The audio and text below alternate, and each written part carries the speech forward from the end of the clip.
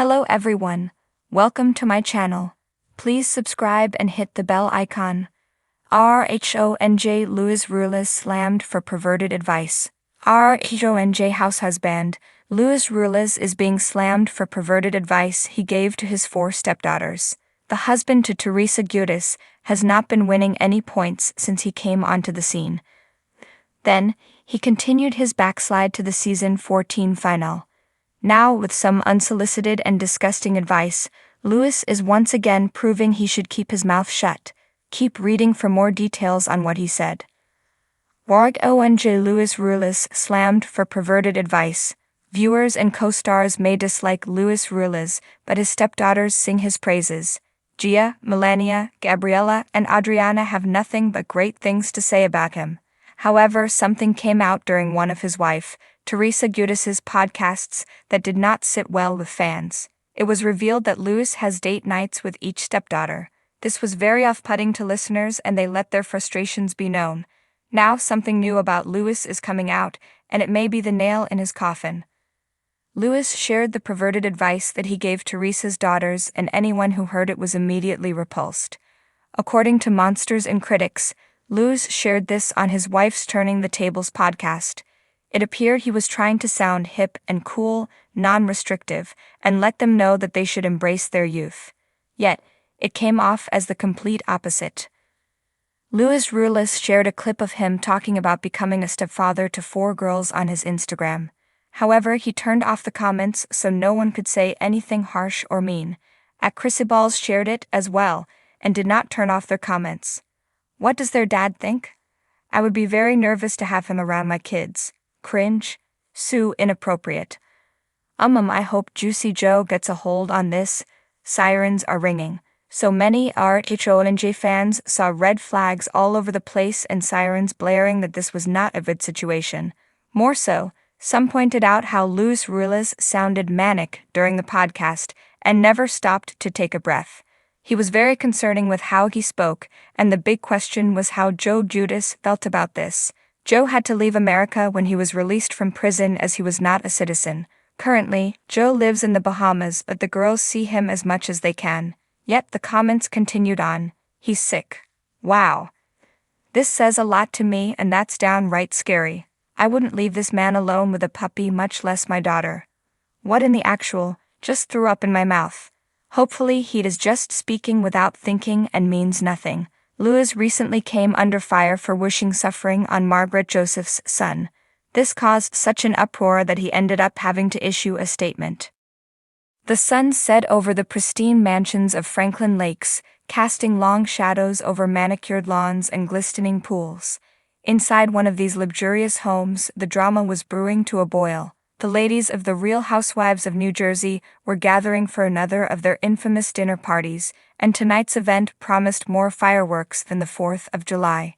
Teresa Giudice, the perennial queen bee of the group, was hosting the soiree. Her new husband, Ruis, stood by her side, smiling warmly at the arriving guests. The couple had been married for a few months now, and while Teresa radiated happiness, there were whispers about Ruis among the other housewives. His past had been shrouded in controversy, and his present behavior was stirring up even more gossip. The women arrived one by one, each more glamorous than the last. Melissa Gorga, Teresa's sister-in-law and longtime frenemy, was first to walk through the door. She wore a tight-fitting sequin dress that sparkled under the chandelier's light. Next came Dolores Catania, with her statuesque figure and commanding presence, followed by Jennifer Aydin, the vivacious and often controversial mother of 5. Margaret Josephs, the business-savvy blonde with a penchant for telling it like it is, rounded out the group. As they gathered around the elegant dining table, sipping champagne and exchanging pleasantries, the tension in the room was palpable. It wasn't long before the conversation turned to the topic everyone had been dying to discuss: Ruis and his latest scandal.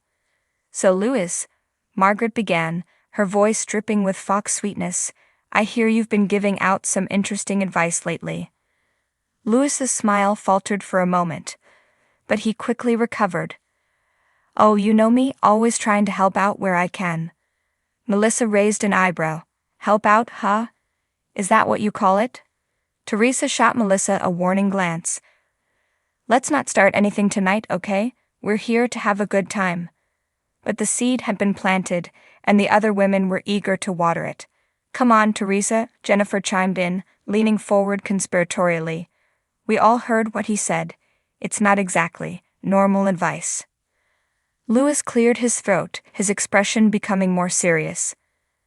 Look, I know some people might find my advice unconventional, but my intentions were good. I just wanted to help a friend navigate a tough situation. Dolores crossed her arms, her brow furrowing. What exactly did you say, Ruis? Because the rumors are pretty wild. With a deep breath, Ruis began to explain. A friend of mine was going through a rough patch in his marriage. He felt disconnected from his wife, and he didn't know how to reignite the spark. So I suggested some intimate exercises to help them reconnect. The room fell silent, the women exchanging incredulous glances. It was Margaret who broke the silence, her tone laced with sarcasm. Intimate exercises, really, Ruis? Ruis nodded earnestly. Yes, really. Sometimes couples need to step out of their comfort zones to find each other again. Melissa couldn't hold back any longer.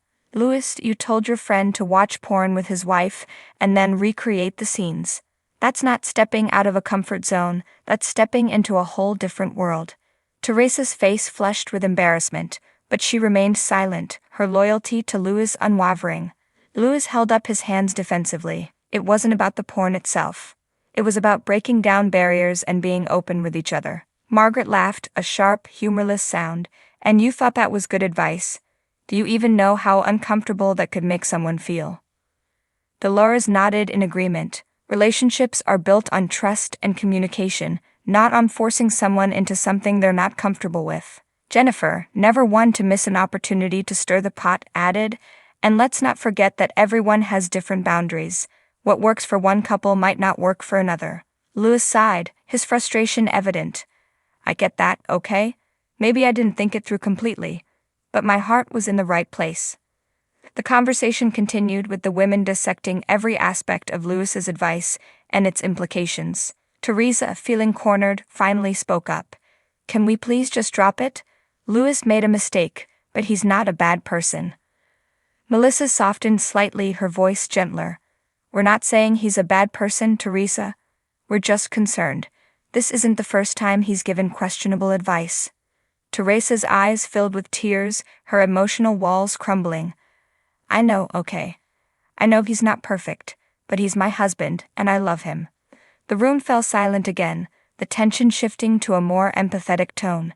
Dolores reached out, placing a comforting hand on Teresa's arm. We just want what's best for you, Teresa. We're your friends, and we care about you.